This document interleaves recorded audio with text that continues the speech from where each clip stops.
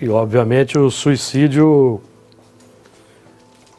como sendo aquele movimento que busca fugir desse vazio existencial pela maneira mais difícil, porque ninguém vai encontrar o vazio com o suicídio.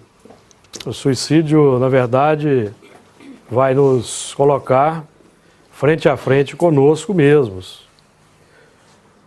Ou melhor, frente a frente com o pior de nós mesmos no mundo espiritual. O pior que nós deixamos crescer na nossa intimidade. Então a doutrina espírita traz para nós ferramentas, um conteúdo extraordinário que nós vamos acionar a fé que, segundo aprendemos no Evangelho segundo o Espiritismo, é definida como sendo a vontade de querer. A vontade de querer seguir uma nova trajetória, seguir um novo caminho, o caminho que vai nos efetivamente levar para a felicidade. Porque os caminhos do mundo são caminhos muitas vezes brilhantes, mas esses caminhos muitas vezes nos levam para, como foi muito bem aqui resumido por Emmanuel, o texto Vinha de Luz, são caminhos enganosos. Só o texto que foi lido hoje aqui já poderia servir de base para o estudo.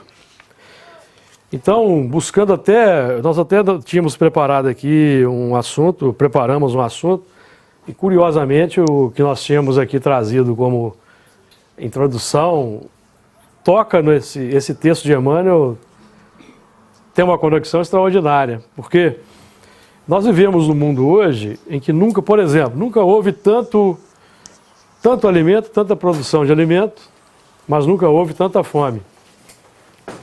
Nunca houve tanta ideologia, tanta filosofia, tanta atividade intelectual, mas nunca houve tanto vazio nos corações.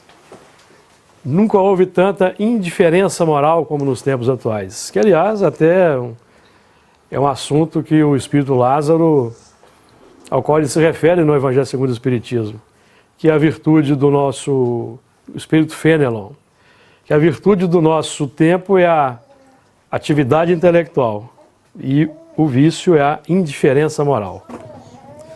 Nunca houve tantos templos de pedra, mas tanto desespero nos corações.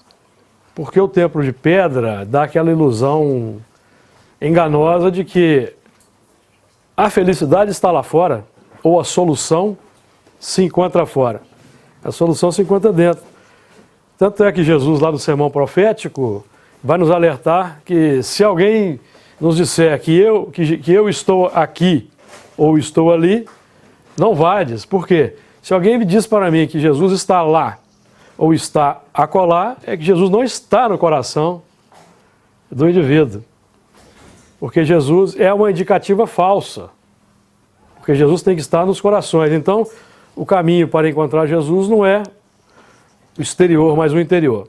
Então, o Espiritismo, ele vai nos dar ferramentas e condições para preenchermos esse vazio existencial, porque nós buscamos de uma maneira até atávica, porque faz parte das tendências do espírito, buscar fora a felicidade, buscar fora os valores, porque assim, por exemplo, que os nossos irmãos nos reinos anteriores à faixa de evolução, o princípio inteligente na faixa da animalidade, busca a satisfação fora.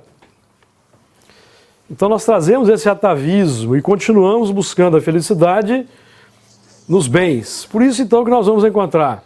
Nunca houve tanta comodidade, tanto conforto, tanta ciência, tanta tecnologia nos tempos atuais, mas nunca houve tanta carência nos corações como agora.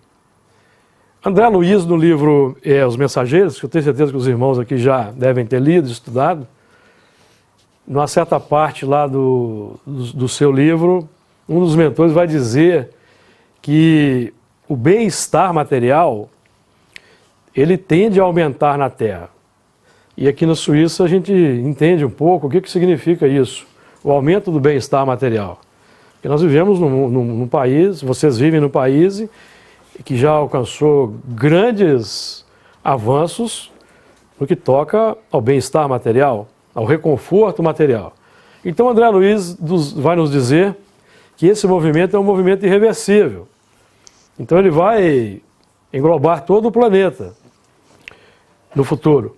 Mas ele adverte que, atualmente, em nenhum país do mundo existe preparação espiritual para aproveitar esse bem-estar material, aproveitar esses valores.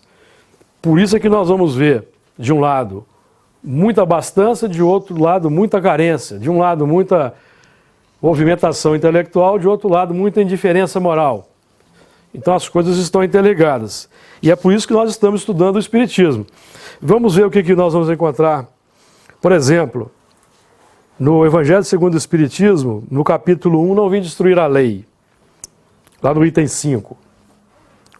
O Espiritismo é a ciência nova que vem revelar aos homens, por meio de provas irrecusáveis, a existência e a natureza do mundo espiritual e suas relações com o mundo corpóreo.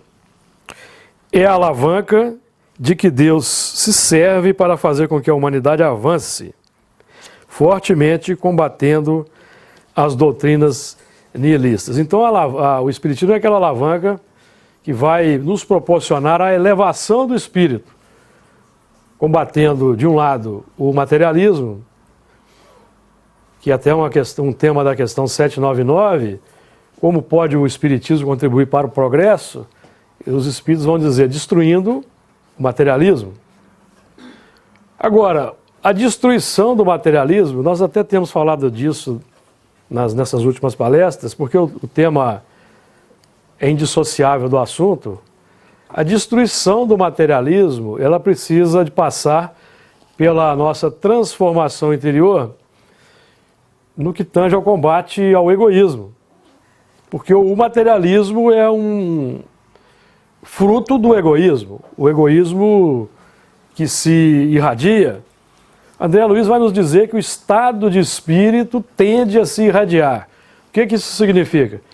Que tudo que nós cultivamos no plano interior, em termos dos nossos sentimentos, porque os sentimentos são, segundo Emmanuel, no sentimento reside o controle da vida, os sentimentos são a fonte da felicidade ou a fonte do sofrimento.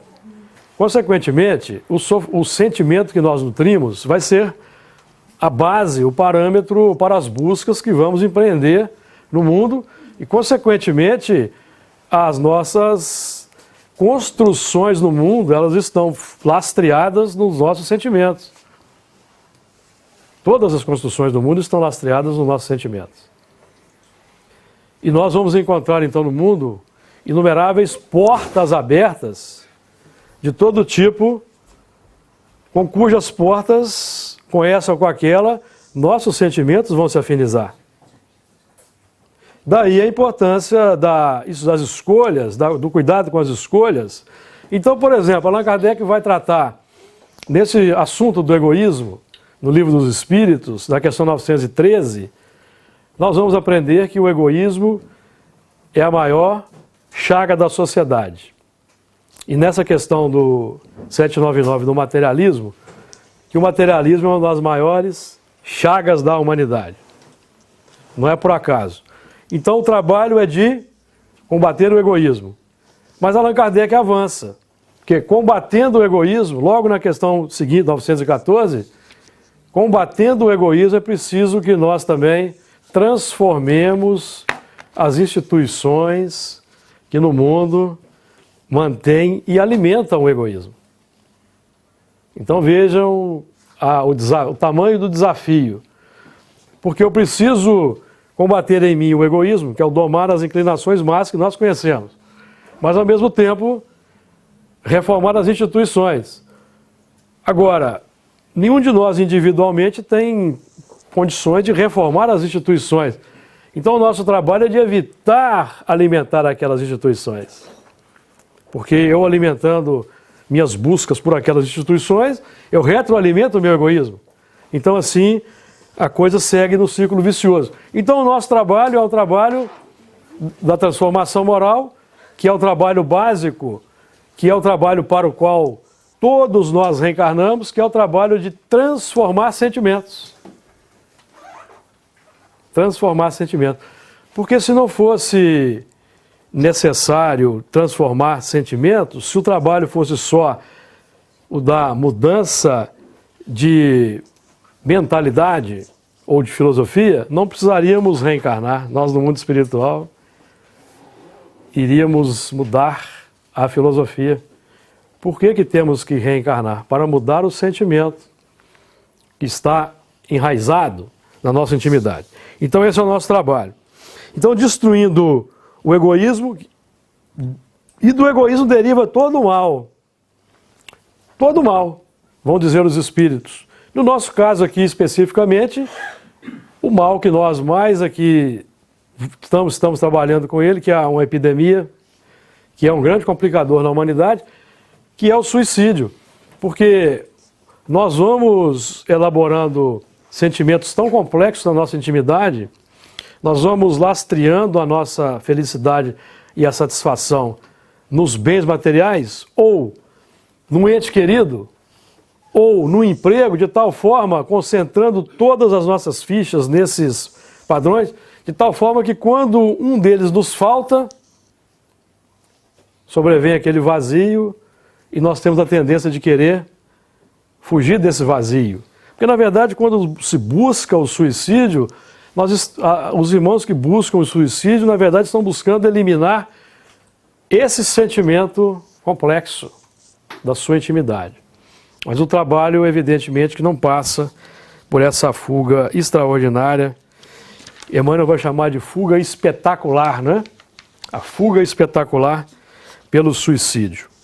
E o suicídio, eu já disse, tenho dito nos outros trabalhos que temos feito, que eu não gosto muito de entrar nas questões técnicas da vida espiritual, no que toca às consequências do suicídio, porque são questões demasiado dolorosas, mas que penso que seja bastante importante que nós, pelo menos rapidamente, falemos de algumas dessas consequências. Então, os irmãos devem conhecer livros como Memória de um Suicida. Não sei se todos já leram, mas certamente alguns já leram, já comentaram com os outros. Mas eu busquei na Revista Espírita, que era aquele fórum extraordinário de debate e de discussão estabelecido por Allan Kardec, essa questão das consequências do suicídio. E eu listei, e quero trazer para os companheiros aqui algumas considerações. Nós temos aqui um caso de um espírito que assassinou a noiva. Então o que ele vai dizer? Entre outras coisas que ele vai narrar, ele foi evocado por Allan Kardec numa sessão, e entre algumas coisas que ele vai dizer, as mais importantes são essas aqui, ó. Sou, portanto, infeliz. Sofro, e é sempre ela que me faz sofrer a ingrata. Então, ele transfere a causa do seu sofrimento para ela. Como se ela fosse culpada do... Porque, na verdade, aqui existe uma questão muito interessante, que eles estavam noivos e iam se casar, mas ela fraquejou no momento decisivo e desistiu do casamento. O que se tornou para ele uma prova muito dura, uma prova moral. Mas então ele não resistiu, sucumbiu à prova. Então o que aconteceu? Ele foi à casa dela e quando ela atendeu a porta, ele desferiu um golpe com um instrumento cortante. Então ela desencarnou. Então o que ele vai narrar aqui para nós, que é interessante? Parece-me estar sempre à sua porta, que é um acontecimento frequente com os suicidas. Os suicidas, eles repetem as ações que os levaram ao suicídio. Além deles não desencarnarem de imediato, porque eles ficam imantados ao corpo, sentindo a decomposição, e é preciso que eu diga isso aqui, eles sentem os vermes corroendo-os por dentro, fica um certo tempo ali até que aquele corpo desapareça, e depois que o corpo desaparece, eles começam a entrar num circuito fechado de repetição do ato. Então, na nossa sessão mediúnica, por exemplo, tivemos um caso de um irmão que assassinou a esposa, pegou a arma, foi ao quarto da esposa, assassinou a esposa, depois foi ao quarto dos filhos, assassinou os 2 filhos e se matou. Então, depois de ter passado por todo esse drama da decomposição, que nós narramos aqui, ele repetia diariamente a ação, pegava a arma, ia ao quarto, tirava na esposa, tirava nos filhos, tirava em si mesmo. Todos os dias, durante 20 anos. Durante 20 anos. E há casos mais drásticos, por exemplo, de irmãos que saltam à frente de comboios férreos. Então eles ficam tentando reunir as partes do corpo, os órgãos, um bom tempo, e depois que esse movimento passa, eles começam a repetir o ato. Diariamente se lançam diante das rodas do trem. É importante que nós estejamos bem conscientizados dessas consequências, porque como o trabalho aqui em torno do SOS Preces, certamente muitos irmãos aqui vão se engajar nesse trabalho, importante que isso fique bem indelevelmente gravado na memória, não para que os irmãos, alguém telefonar, vão dizer, você vai ficar preso no corpo, você vai sentir a decomposição, não. Mas ter isso em vista para ajudar com eficiência, se compenetrar da importância de ajudar efetivamente esse irmão, evitando que ele cometa esse ato. Agora, o que é que vai nos levar? Trabalhamos aqui, temos falado do sentimento. O sentimento é os sentimentos são a grande tônica das nossas complicações, como da nossa felicidade. Quem é que diz isso? Quem diz isso é Allan Kardec, no livro A Gênese, no capítulo que trata do Código Penal da vida. A Gênese não, o Céu e o Inferno. Quem já leu o Céu e o Inferno e mais detidamente o capítulo que trata do Código Penal da vida futura, que não é que exista no mundo espiritual um código penal, que existem lá os juristas, existe o advogado de defesa, o promotor, o de acusação, não. Foi o termo que Allan Kardec encontrou para chamar nossa atenção para a lei moral que se encontra, a lei moral que nos leva para a felicidade ou nos leva para o sofrimento, ela está na nossa intimidade. E nós conhecemos essas leis com os nomes de sentimentos: egoísmo, orgulho, vaidade, ou as virtudes. Por que nós falamos que são leis? Porque elas propõem arrastamentos, ou não propõem? Emmanuel, que nós estudamos muito aqui, os irmãos também estudam, ele nos alerta que o sentimento, ele traz uma ideia. Que o sentimento desperta a ideia. Depois que a ideia é despertada, então nós vamos precisar fazer o trabalho do homem conhece-te a ti mesmo, ou da vigilância.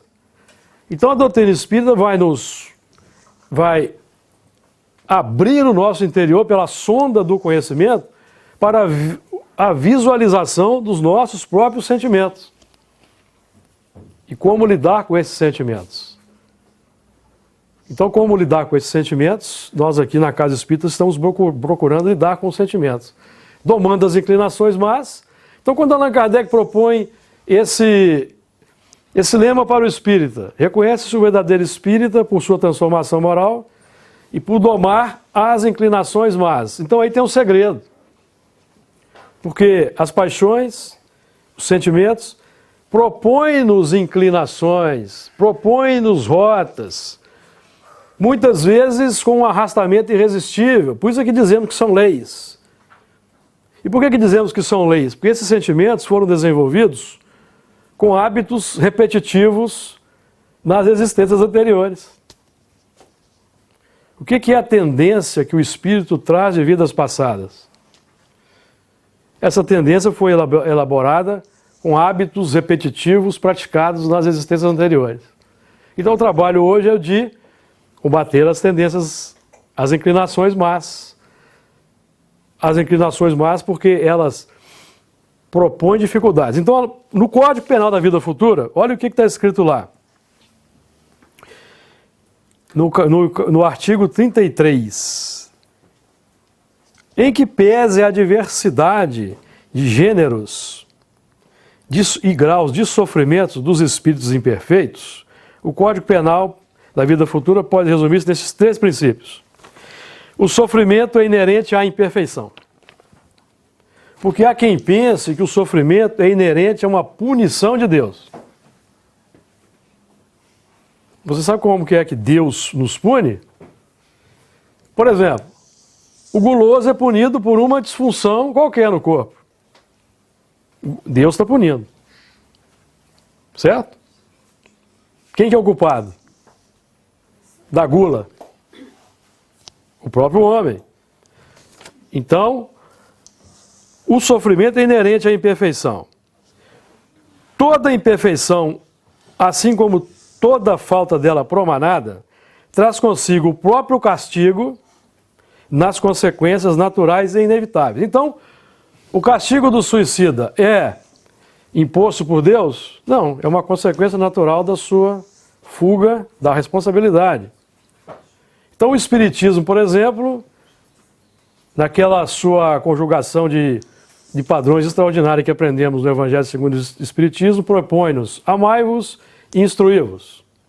Vemos que o amai-vos é primeiro. Por quê?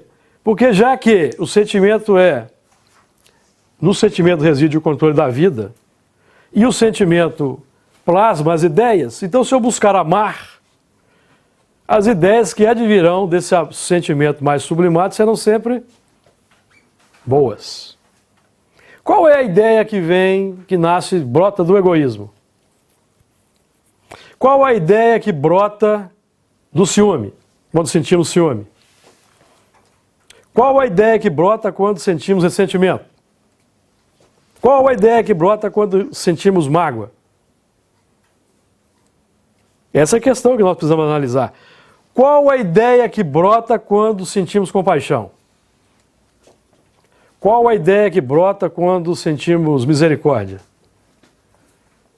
Qual a ideia que brota quando sentimos esperança? Ou otimismo?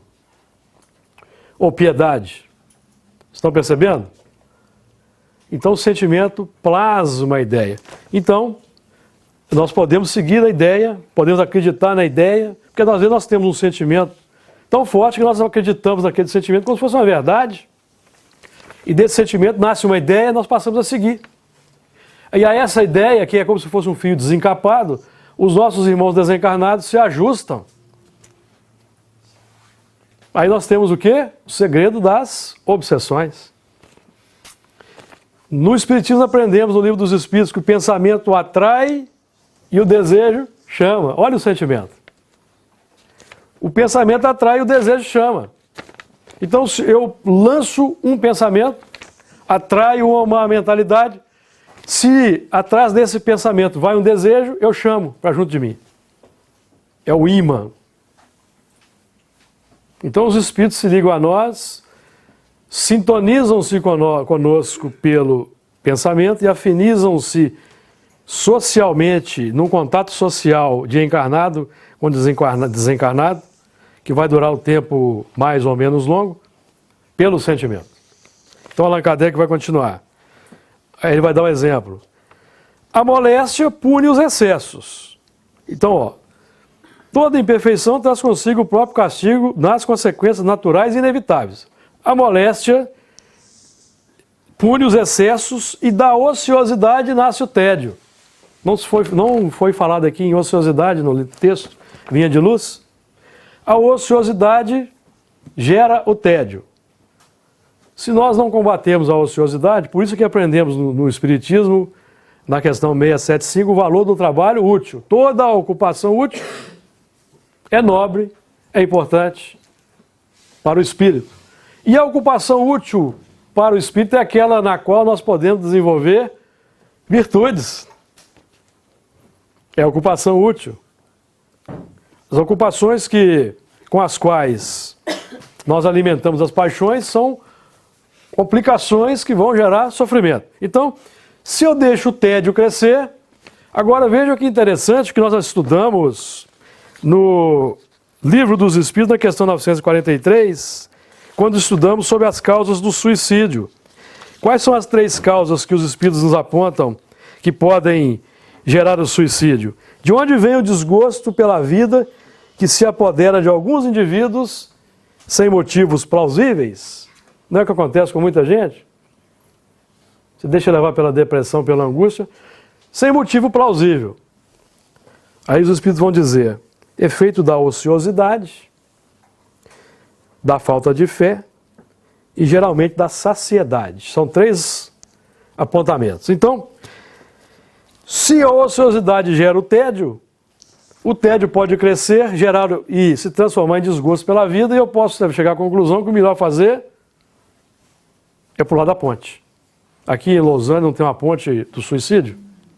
Eu posso chegar à conclusão que o melhor para mim é ir para aquela ponte e pular, porque eu deixei o monstro crescer, não sei lidar com ele. Então, nosso trabalho é o trabalho da ocupação útil. A ocupação útil para nós vai ser definida no amai-vos e no instruí-vos. O amai-vos, que é o trabalho do abraço fraterno aos irmãos e à humanidade.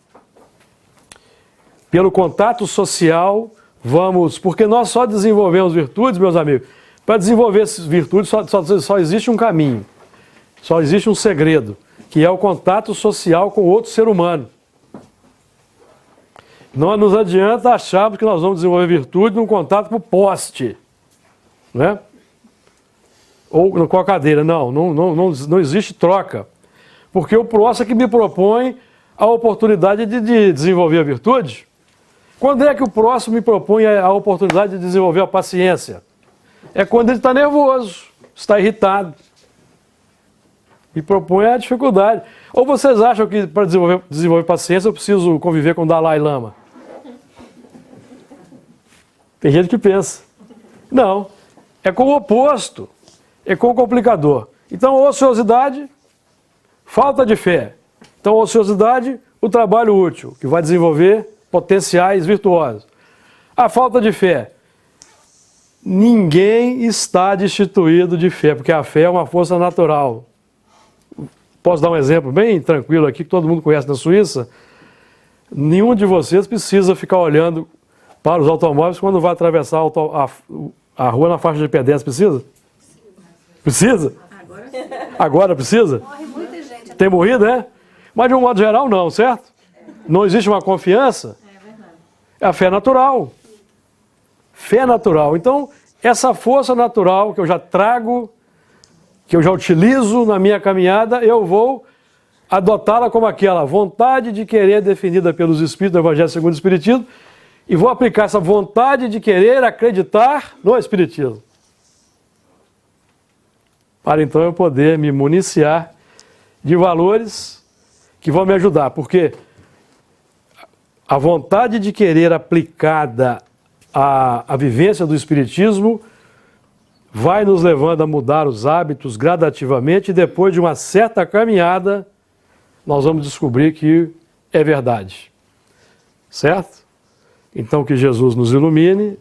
São esses aí os modestos apontamentos que queríamos trazer. O assunto é vasto, é inesgotável e esperamos ter trazido aqui alguma contribuição, muito embora o assunto todo esteja na codificação, Livro dos Espíritos, Evangelho segundo o Espiritismo e algumas coisas do nosso nobre mentor Emmanuel. Que Jesus nos ilumine. Eu devolvo a palavra para minha amiga Kátia, companheira lá de Belo Horizonte, que vai discorrer agora mais ou menos durante 1h30, não é isso? Sobre o SOS Preces, viu? Túlio, passa o microfone. Microfone. Se não tem o Pedro ali, que é o anjo da guarda, eu vou embora com o microfone.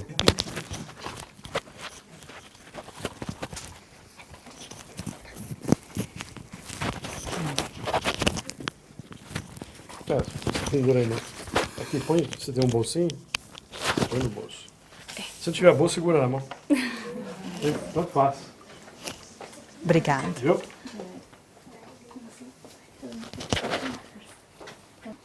Tá ótimo. Opa. E não. Tá aqui. Pode deixar aqui em cima da mesa.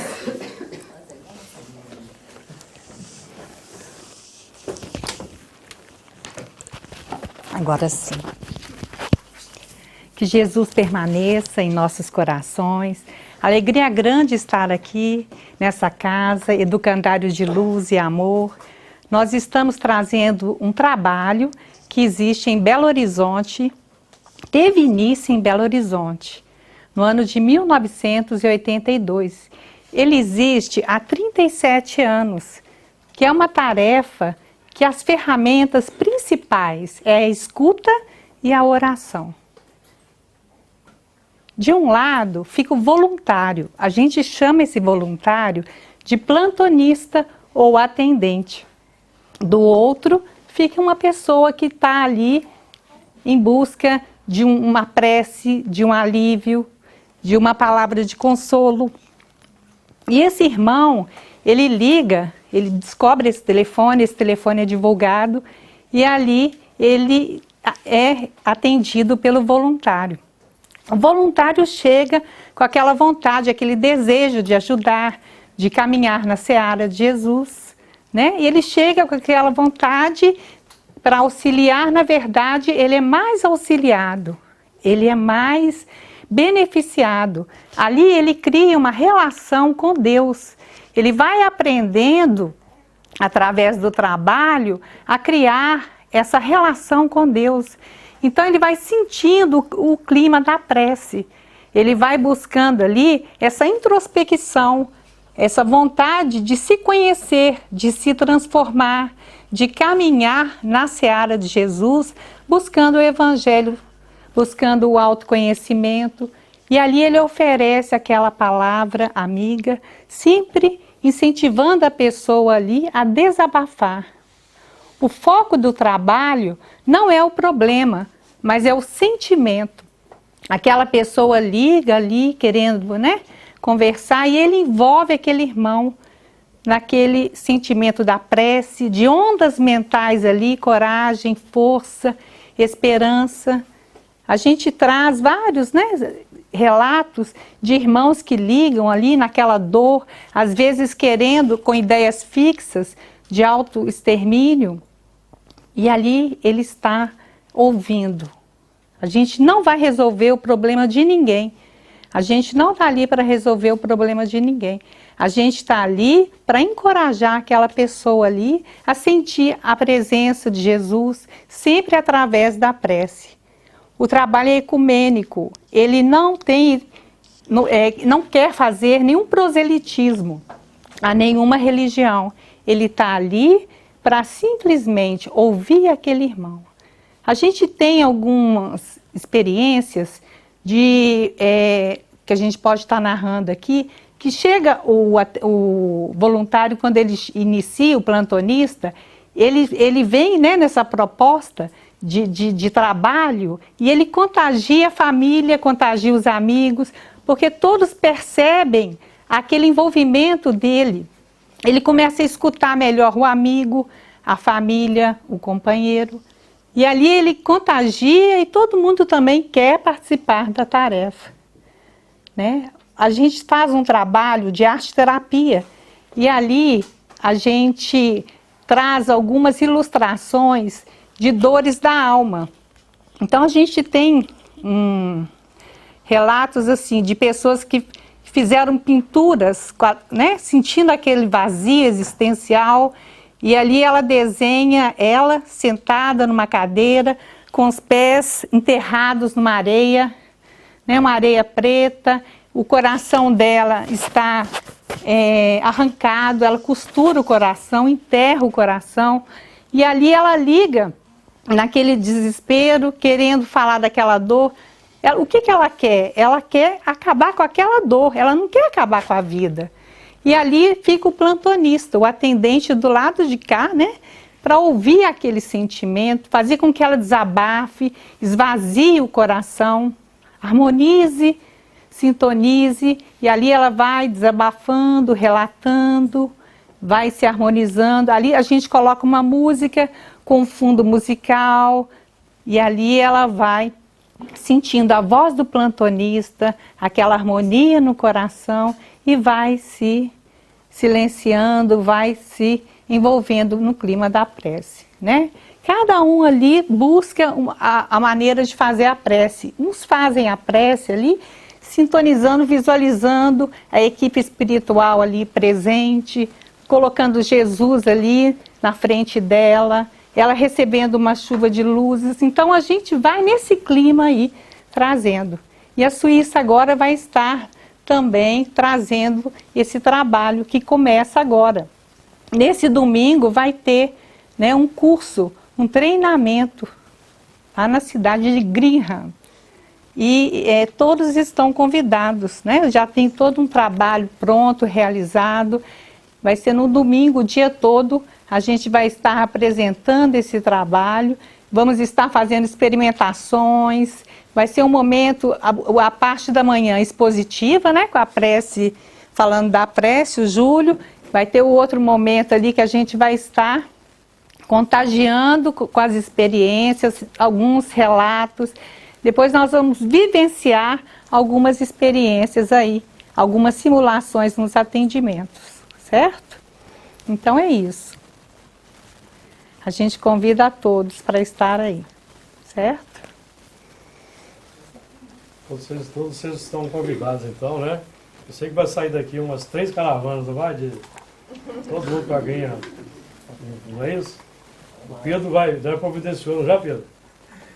Transporte. Se tiver perguntas e respostas, pode fazer agora. Fugiu bem, né, Pedro? Fugiu bem.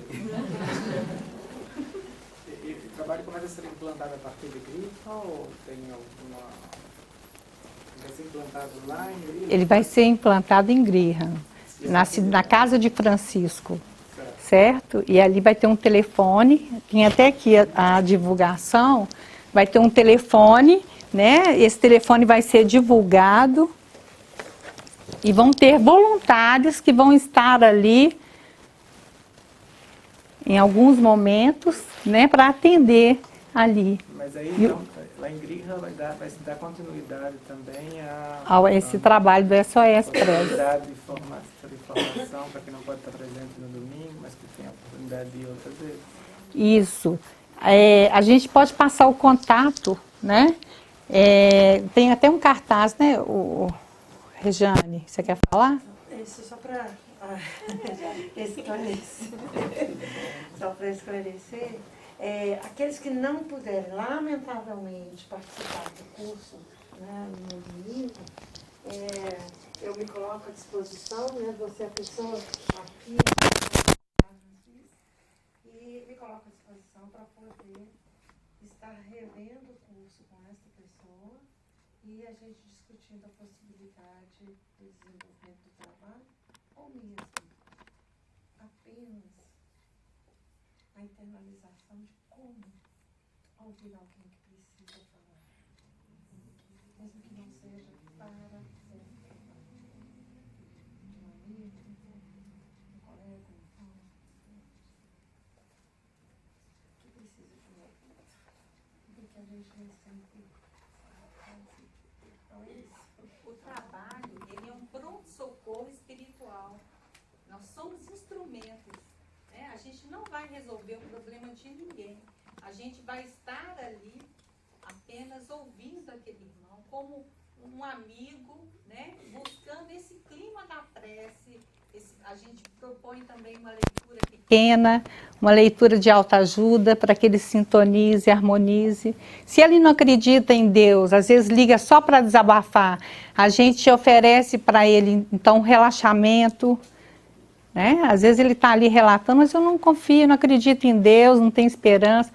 Aí você fala, então vamos assentar, você deve estar cansado, sente-se confortavelmente. Vamos fazer o exercício da respiração, respira, solta o ar. Você gosta de uma flor? Procure aproximar-se de uma flor da sua preferência. Sinta ela, o perfume. Procure sentir um pássaro e ali você vai envolver naquele irmão. Né? Esse é o nosso compromisso como cristão. Né? Oferecer ali a escuta e a oração. A nossa terapia é a oração. Essa é a proposta. Essa essa prece, essa oração, ela é feita dentro do momento em que a pessoa está falando, só para ficar claro. Tá? Entendi. Quando ela está desabafando, por exemplo, aquela dor, eu não aguento mais, eu quero perdoar, eu não estou conseguindo perdoar o meu sogro, né? Ele abusou sexualmente da minha filha do meio. E ali você vai ouvindo aquela mãe, aquele sentimento ali, porque a gente não vai resolver o problema dela. A gente vai estar ali, enquanto ela está relatando, a gente vai estar ali visualizando ela recebendo uma chuva de luzes e tal. Após o relato dela, a gente oferece a prece, faz uma leitura. É importante fazer junto com ela essa prece.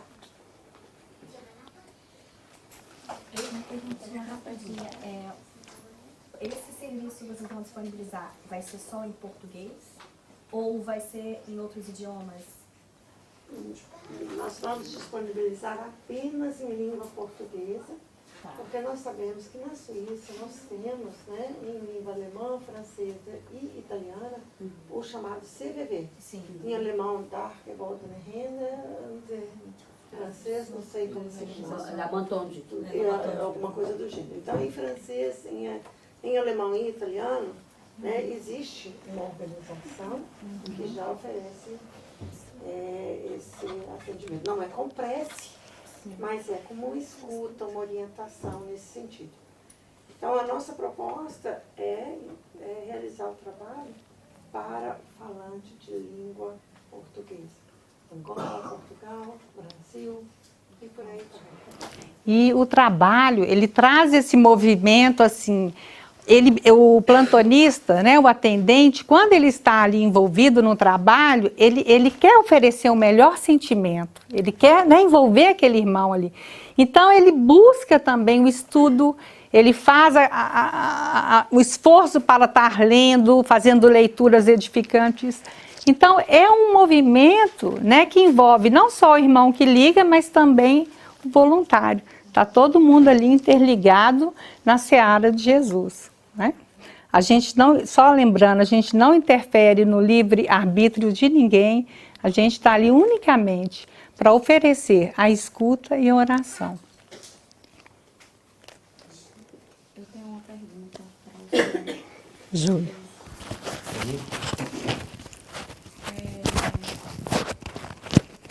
Deixa eu pegar aqui o microfone. Pode dizer. O senhor falou a respeito das pessoas que desencarnam através do suicídio e que muitas, ou todas elas, não ficou muito claro para mim, é por isso que eu estou fazendo a pergunta, passam por esse processo de decomposição. Sim. E sentem todo... Né, Maior parte. A maior parte. Há exceções, mas são pessoas que têm um certo mérito, já têm uma vida virtuosa e por um momento de fraqueza elas se integram ao suicídio, elas têm então um período menor de sofrimento. Okay. Tem algumas que nem chegam a sofrer, mas são muito raros. Então, A maioria de nós... Existem exceções Existe. de todo caso. Porque não existe uma regra absoluta, né? Porque por exemplo, à medida que a grande questão que acontece com o suicida é que ele demora a ter condições, por exemplo, de arrepender-se. Ele fica preso num circuito fechado de um movimento interno e ali ele se perde durante muito tempo. Então, por exemplo, se alguém, por exemplo, tem conhecimento de algum suicida, um parente, a oração ajuda muito, porque durante a oração, naqueles momentos de prece, o suicida ele tem um refresco. Nós temos um caso, por exemplo, nós conhecemos de depoimento de um irmão que se atirou à frente do trem e então, depois de muitos anos, ele passou muitos anos em sofrimento, ele começou a ouvir uma voz que o chamava pelo nome. Toda vez que essa voz o chamava pelo nome, ele tinha um momento de paz. Esse momento foi ficando cada vez mais frequente, até que ele conseguiu chegar à casa do irmão, que orava, e ali então ele foi acolhido, foi auxiliado. Então é sempre um movimento difícil, então o sofrimento é muito grande e é demorado, sempre muito demorado. Qualquer que seja o o quadro mais rápido ou mais longo sempre é uma carga de sofrimento muito grande para o suicida, né? Dentro desse mesmo quadro, significa dizer que nem todos também passam pelo umbral. Tem exceções. Umbral, nós temos que entender uma questão muito importante. O umbral é estado de espírito. Nós não vamos ao umbral, nós estamos no umbral, ou estamos no céu. Certo? O que acontece com a desencarnação é que nós vamos enxergar o mundo em que estamos. E esse mundo ele é todo causado pelas imperfeições da alma, que são sentimentos. Então nós estamos aqui encarnados, nós podemos, por exemplo, trafegar em automóveis do último tipo, morar em mansões, em coberturas, termos muito dinheiro, roupas muito bem elaboradas, mas o nosso mundo mental é um mundo terrível, que é aquela terra arrasada pelo egoísmo, pelo orgulho, pela vaidade, pela indiferença. Nós não dissemos que a grande virtude da humanidade é a atividade intelectual e o vício é a indiferença moral? Então isso cria um mundo todo interior, que quando nós desencarnamos ele se torna visível. E logicamente que nós vamos estar reunidos com os que se afinizam. Daí nós temos a impressão de que o umbral é um lugar localizado. Não. O umbral é um lugar localizado na nossa casa mental. Então, com a morte, a casa mental fica escancarada para os nossos próprios olhos. Porque para os espíritos que nos observam aqui, a casa mental já está com as portas abertas. Qualquer que seja ela. A minha questão é, por se tratar justamente de um estado mental, né, o qual a gente se encontra, normalmente quem busca o suicídio como solução está no estado mental justamente completamente desequilibrado. Então, no meu ponto de vista, todos passariam por esse processo umbralino em função do seu estado mental.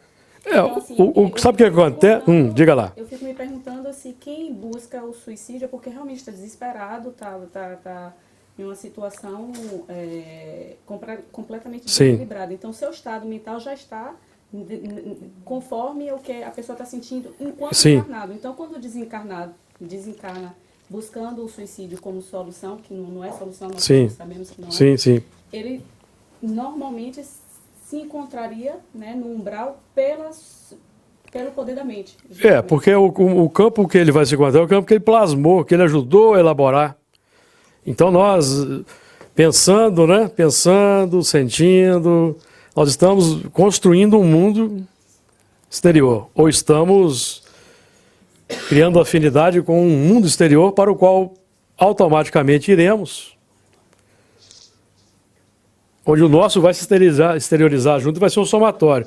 Agora, a questão da passagem para o umbral, porque nós temos que entender que o estado de espírito de umbral é a perturbação que o espírito experimenta com a desencarnação. Se nós temos méritos, a perturbação é menor. Se nós não temos méritos, é maior. Se nós temos méritos, nós vamos passar esse momento umbralino numa colônia espiritual, numa enfermaria. Quem já leu o Nosso Lar? Aqueles espíritos que estão ali nas enfermarias, eles estão no umbral interior. Mas a misericórdia de Deus os desalojou do umbral exterior, onde eles não serão acossados por todos aqueles, por exemplo, que não os perdoaram, estão desencarnados. Então a passagem do umbral, meus irmãos, é um momento da perturbação, que vai ser mais ou menos longo, conforme é mais ou menos firme o nosso empenho transformador. Quanto mais virtudes, o livro Obreiros da Vida Eterna, quem já leu?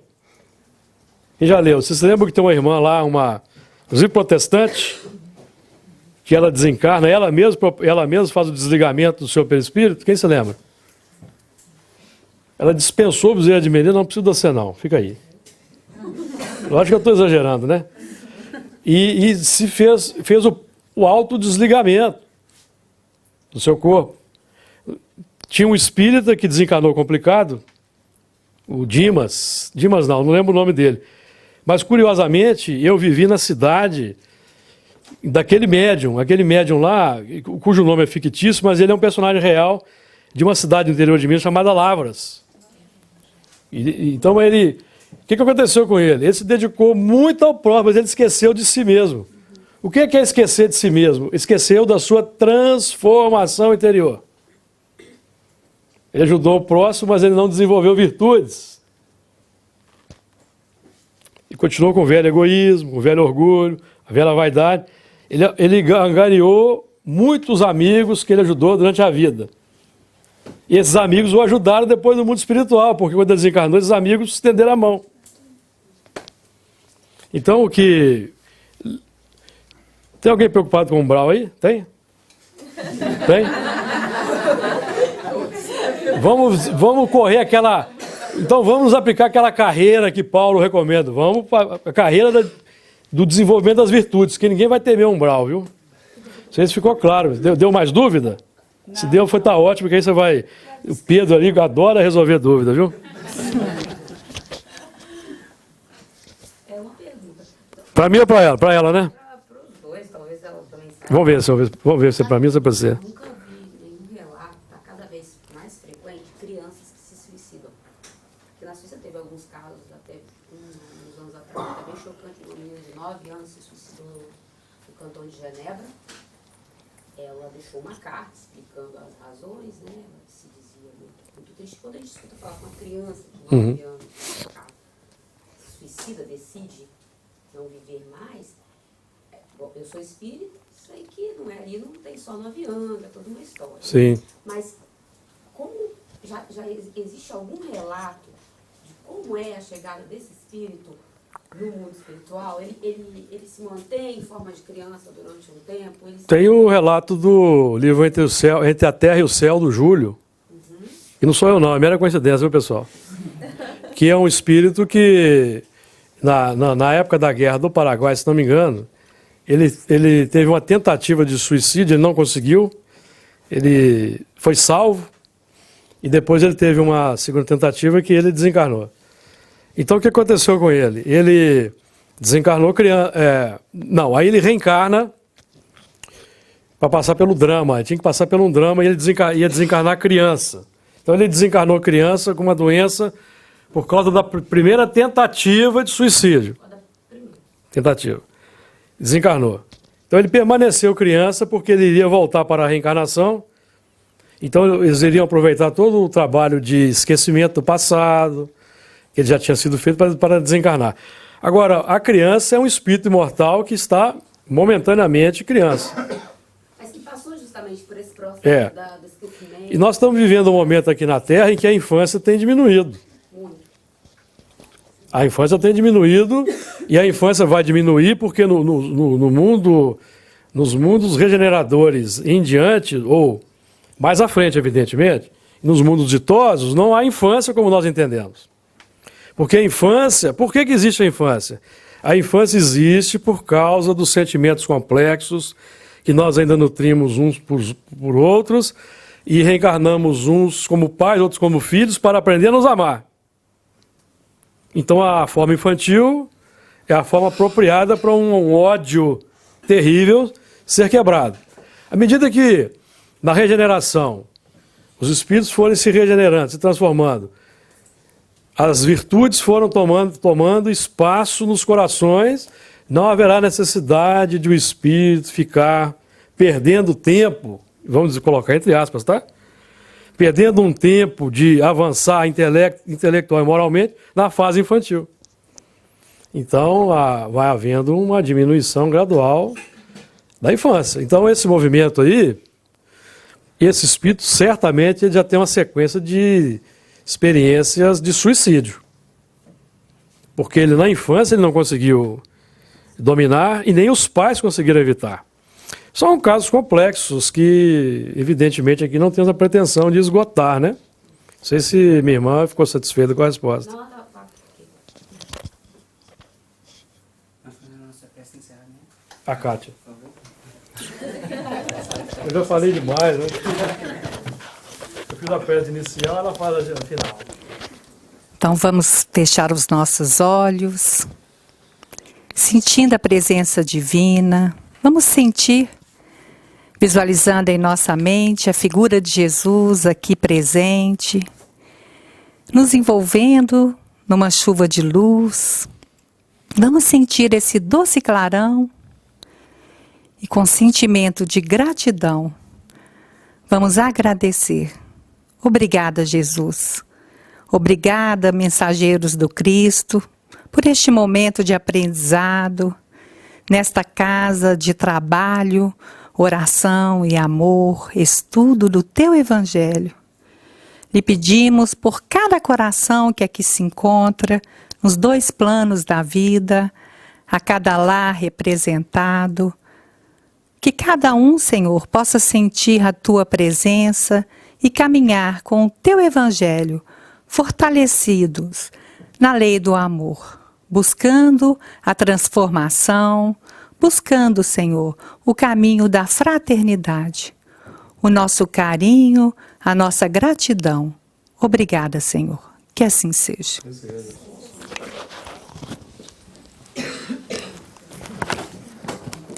Como é que desliga aqui?